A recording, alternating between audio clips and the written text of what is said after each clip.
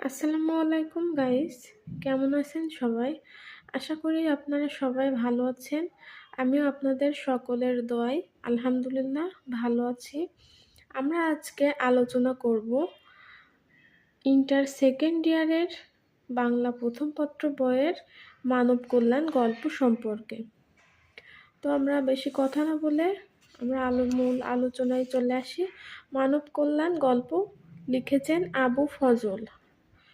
তো আমাদের প্রশ্ন এটাও আসতে পারে যে মানব কল্যাণ গল্প কে লিখেছেন? আমরা উত্তরে বলবো মানব কল্যাণ গল্প লিখেছেন আবু ফজল। লেখক পরিচিতি: আবু ফজলের জন্ম 1903 খ্রিস্টাব্দের 1 জুলাই চট্টগ্রামের সাতকানিয়ায়। আমাদের প্রশ্ন হতে পারে এটাও যে আবু ফজলের জন্ম কত খ্রিস্টাব্দে, কত তারিখে এবং কোথায়? আমরা উত্তরে বলবো যে আবু ফজলের জন্ম 1903 খ্রিস্টাব্দের 1 জুলাই চট্টগ্রামের সাতকানিয়ায়। তার পিতার নাম ফজলুর রহমান। আবু ফজলের পিতার নাম কি? আবু ফজলের পিতার নাম হলো ফজলুর রহমান। তিনি চট্টগ্রাম ও ঢাকায় তার শিক্ষাজীবন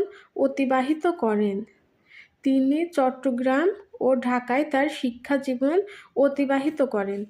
স্কুল শিক্ষক হিসেবে কর্মজীবন শুরু করে প্রায় 30 বছর কলেজে অধ্যাপনা করেছেন।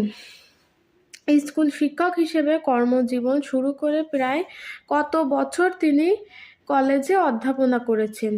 প্রায় 30 বছর। চট্টগ্রাম বিশ্ববিদ্যালয়ের উপাচার্য ও রাষ্ট্রপতির উপদেষ্টার দায়িত্ব পালন করেন। তিনি সমাজ ও সমকাল সচেতন সাহিত্যিক এবং প্রগতিবাদী বুদ্ধিজীবী হিসেবে তিনি সমধিক খ্যাত। সমাজ ও সমকাল চেতনায় সাহিত্যিক এবং প্রগতিবাদী বুদ্ধিজীবী হিসেবে তিনি সমধিক খ্যাত।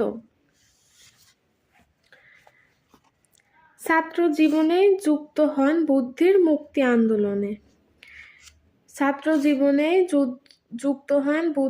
আন্দোলনে।